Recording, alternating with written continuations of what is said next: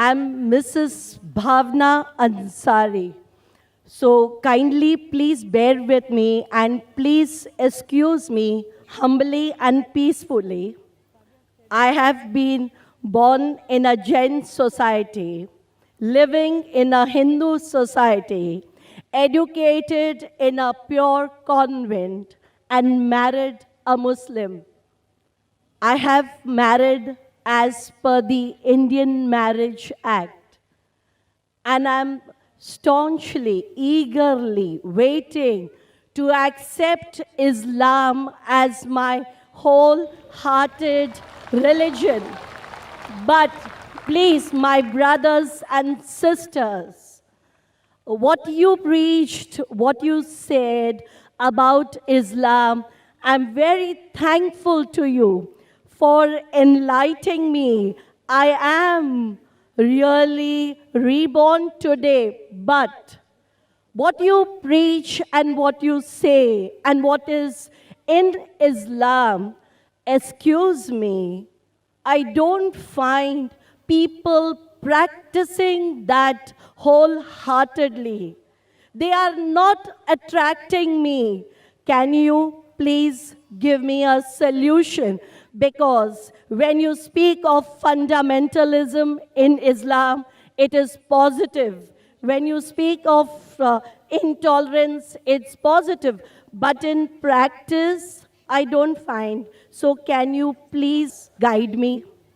Sister asked a very good question. First of all, I'd like to congratulate her and I welcome her. And as she said, she is reborn. The right word in Islam is revert.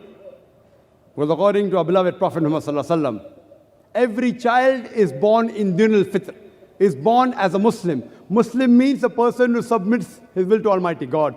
Every human being, initially, when he's born, he submits his will to Almighty God. Later on, the Prophet said that he's influenced by the parents, by the elders, by the teachers. Then he may become a fire worshipper, may go on the wrong track. So therefore, when a person comes back to the original faith, to Din al-Fitr, the right word is not convert, not reborn, it is revert. So sister, I welcome you back to this faith of peace and submitting your will to Almighty God.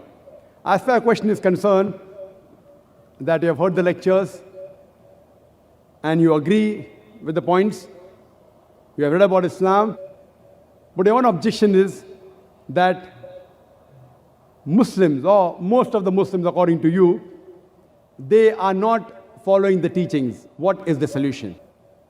Sister, I do agree with you. I do agree with you that many don't follow. But according to statistics, the religion, which is the maximum followed, I'm not talking in numbers. If you count the heads, those who profess a religion, number one would be Christianity, somewhere close to 2 billion. Islam, 1.3 billion to 1.4 billion. But the percentage which practices and follows the religion, maximum is Islam, number one. Maximum. But yet, I do agree with you that in terms of numbers, because 1.3 billion followers, even if it be a small percentage, the numbers will run in millions of Muslims don't follow the religion. Therefore, sister, to understand Islam, don't look at Muslims, please. And I always say, to understand a religion, don't look at the followers of the religion, but look at the authentic sources. Please don't look at me. Don't look at the Muslims around you. And I gave you the example of the car and the driver. If you want to know how good the car is, and if a person who does not know how to drive sits behind the steering wheel and he has an accident, he bangs up the car, who will you blame, the car or the driver? You'll blame the driver. So please don't understand Islam by looking at the Muslims. That's the reason we are giving these lectures for both Muslims and non-Muslims alike. Those Muslims who have shortcomings, we are trying to get them closer to the truth. Because they may be namesake Muslims, we are trying to make them practicing Muslim. At the same time, we are delivering the message of Islam to the non-Muslims also, so that you understand this religion.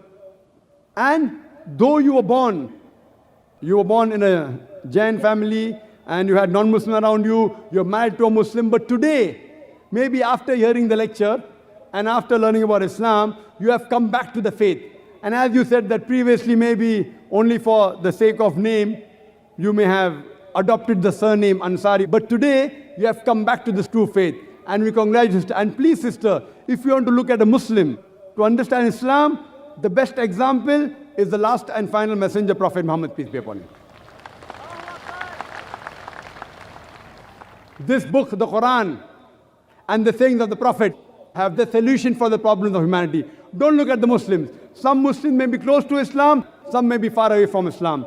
So look at the main source, understand it, follow it. Inshallah, you'll get peace in this world as well as the hereafter. Inshallah. Thank you.